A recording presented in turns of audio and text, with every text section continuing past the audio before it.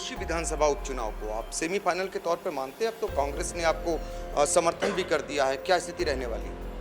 Ghosi Samajwadi party जीतेगी और कई दलों ने सहयोग किया है। क्षेत्रीय दल हैं, उन्होंने भी साथ दिया है। हमें उम्मीद है इस बार समाजवादी पार्टी के प्रत्याशी सुधाकर सिंह जी को हर वर्ग के लोग वोट देने जा रहे हैं। नमस्कार, आप देख रहे हैं आई इंडिया और मैं हूं डॉक्टर पंकज सिंह गौर।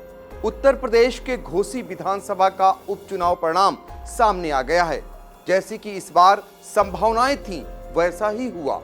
जनता ने आखिरकार समाजवादी पार्टी के स्थानीय नेता सुधाकर सिंह को अपना लिया और बाहरी नेता भाजपा के दारा सिंह को नकार दिया।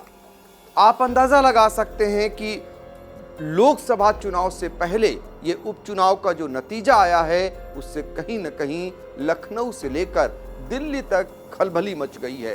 दरअसल ये चुनाव सुधाकर सिंह ने, जो सपा प्रत्याशी थे, करीब 43,000 मतों से जीत लिया है। आप अंदाजा लगा सकते हैं कि 2022 में जब समाजवादी पार्टी से दारा सिंह चौहान यहीं से चुनाव जीते थे, यानी घोसी विधानसभा से, तब वो करीब 22,000 मतों से जीत सके थे। लेकिन इस बार जनता में किस कदर आक्रोश था कि दारा सिंह को तब नकार दिया जब भारतीय जनता पार्टी के तमाम बड़े नेता वहां पर सभाओं को संबोधित करने गए, गलियों में घूमे, लोगों के बीच गए, लेकिन लोगों ने एक नहीं सुनी और दल बदलू दारा सिंह को नकार दिया। आपको बता दें कि इस बार भारतीय जनता पार्टी की ओर से मुख्यमंत्री योगी आदित्यनाथ, दोनों डिप्टी सीएम केशव प्रसाद मौर्य और ब्रजेश पाठक समेत तमाम बड़े नेता, 40 स्टार प्रचारकों की सूची भारतीय जनता पार्टी ने जारी की थी। ये सभी प्रचार में वहां पर मौजूद रहे। बावजूद इसके चुनाव भारतीय जनता पार्टी हार गई। यही नहीं, आपको बता दें कि भारतीय जनता पार्टी ने पार्टी के उन पिछड़े नेताओं को, जिनको बहुत बड़ा नेता मानकर चलती थी और दिल्ली में उनका सम्मान करती थी, वो सारे जब उत्तर प्रदेश के पूर्वांचल में पहुंचे तो वहां धराशायी हो गए। इनमें से बात करें तो खुद दारा सिंह चौहान की, जो पिछड़ा वर्ग के बड़े नेता भारतीय जनता पार्टी के माने जाते थे, उनकी बड़ी हार हुई। इसके अलावा ओम प्रकाश राजभर, जो बड़बोले नेता, बड़ी बड़ी बातें करते थे, पानी पी कर भारतीय जनता पार्टी को गाली देते थे और फिर जाकर उसी पार्टी की गोद में बैठ गए। इतना ही नहीं, इसके अलावा अगर बात करें तो संजय निषाद और अपना दल की अनुप्रिया पटेल, ये ऐसे नेता जो भारतीय जनता पार्टी के पिछड़े वर्ग से आते थे और ये माना जाता था कि पूर्वांचल में इनका डंका बजता है। लेकिन समाजवादी पार्टी और इंडिया गठबंधन, यानी यहाँ पर जो समाजवादी पार्टी के घटक दल हैं, उन लोगों ने कहीं न कहीं भारतीय जनता पार्टी यानी एनडीए की खाट खड़ी कर दी है और ये बड़ी हार हुई है भारतीय जनता पार्टी के प्रत्याशी दारा सिंह चौहान की। वो दारा सिंह चौहान जो 9 बार पार्टी में इधर से उधर गए। कांग्रेस से उन्होंने राजनीति की शुरुआत की, 2 बार वो बसपा में इधर से उधर गए, 2 बार समाजवादी पार्टी में आए और गए, और फिर भारतीय जनता पार्टी में 2 बार आए और गए। भारतीय जनता पार्टी जो अक्सर बाहर से नेताओं को लाकर थोपती है चुनाव में, अब उसे महंगा पड़ता हुआ दिखाई दे रहा है। आज घोसी ने साबित कर दिया कि बाहर से और ऐसे नेताओं को जो दल बदलू हैं, उनको लाकर अगर वो क्षेत्र की जनता पर कहीं न कहीं थोपती है तो जनता उसे स्वीकार नहीं करेगी। ये साबित करके दिखा दिया। तमाम भारतीय जनता पार्टी के नेता, मंत्री, खुद मुख्यमंत्री, दोनों डिप्टी सीएम डेरा डाले रहे और हार का नतीजा इतना बुरा आया कि यहाँ से लेकर दिल्ली तक खलबली मच गई है। मचना भी स्वाभाविक है। लोकसभा चुनाव से पहले ये परिणाम आया और परिणाम में भारी हार का सामना आखिरकार भारतीय जनता पार्टी को करना पड़ा। यही कारण है कि जो विपक्षी पार्टी है, जो एनडीए गठबंधन है, सभी ने एक साथ धावा बोल दिया है। समाजवादी पार्टी हो या फिर कांग्रेस हो या फिर रालोद हो, सबको मौका मिल गया है और सब ने एनडीए की बड़ी हार होना बताया है और इंडिया की बड़ी जीत के साथ एक संकेत बताया है कि आने वाले समय में यूपी में इंडिया बहुत कुछ कर सकता है। तो इसी को लेकर आज हम बात करेंगे दरअसल उस ट्वीट की जो समाजवादी पार्टी के मुखिया पूर्व मुख्यमंत्री अखिलेश यादव ने जारी किया है।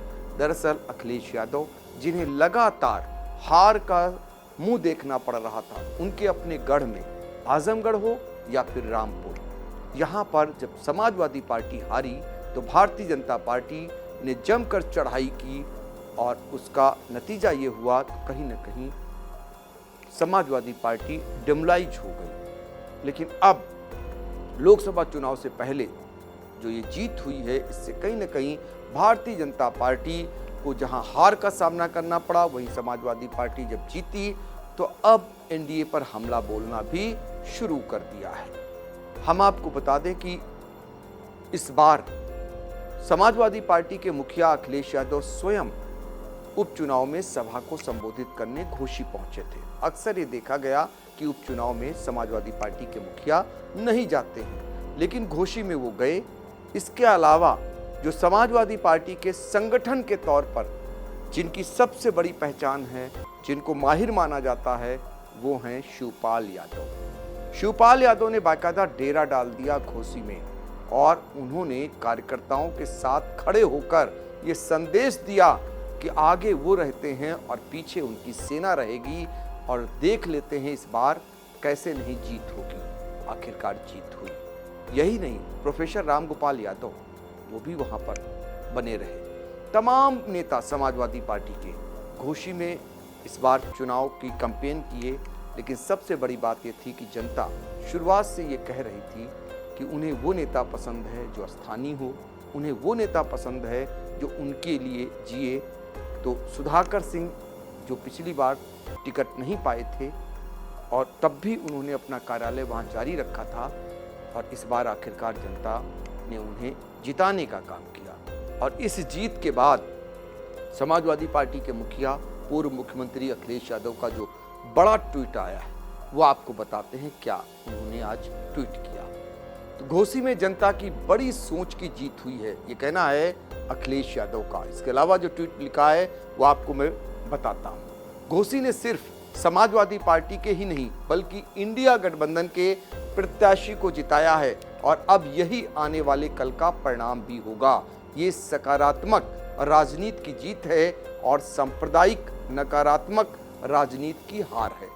ये दलीय संकीर्ण विचारधारा और जाति बंधन से ऊपर उठकर उस प्रत्याशी की जीत है जिसके काम करने की आशा है और नाकाम प्रत्याशी की पराजय है। ये भाजपा की तोड़फोड़ और समाज को बांटने वाली नकारात्मक राजनीति की मुंह तोड़ हार है। ये झूठे प्रचार व जुमला जीवियों की पराजय है। ये व्हाट्सएप और फेसबुक जैसे सोशल मीडिया द्वारा फैलाई जा रही सांप्रदायिक घृणा, भ्रामक सूचनाओं और राजनीतिक मिथ्या की पराजय है। ये भ्रष्टाचार, महंगाई व बेरोजगारी जैसे मुद्दों की भी जीत है। ये बुलडोजर और बुल से त्रस्त जनता का शासन प्रशासन को करारा जवाब है। ये कुछ स्थानीय नेताओं की इस गलत फहमी की भी हार है कि एक समुदाय के लोग हमारी जेब में हैं। ये गिरगिट प्रत्याशियों को भी एक संदेश है कि जनता उनके असली रंग पहचान गई है। ये दल बदल घर बदल की सियासत करने वालों की हार है। ये भाजपा के अहंकार और घमंड को चकनाचूर करने का नतीजा है। ये एक अच्छी सोच वाले सर्व समाज और पीडीए के एक साथ आने की जीत है जो समाज के हर वर्ग को बराबर का हक देकर हर किसी की तरक्की को मकसद मानकर चलती है।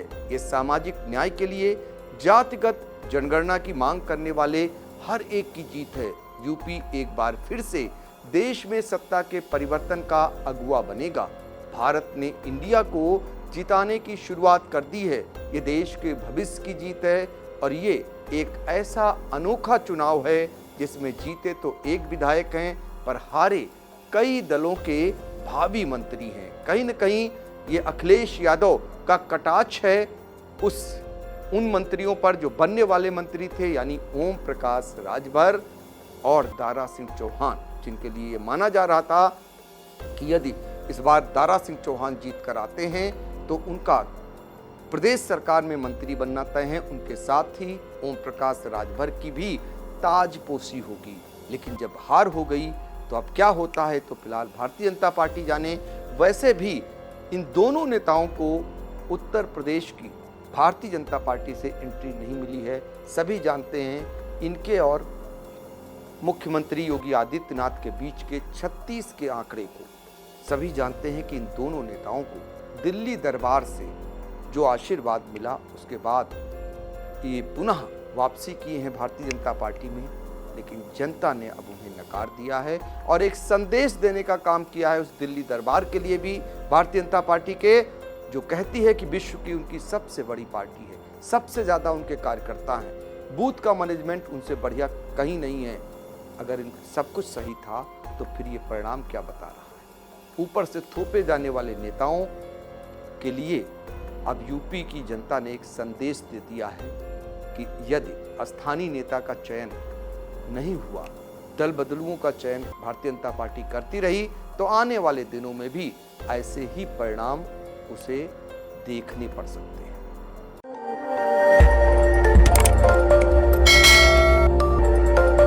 खबर आपकी, नजर हमारी। देखते रहिए आई इंडिया।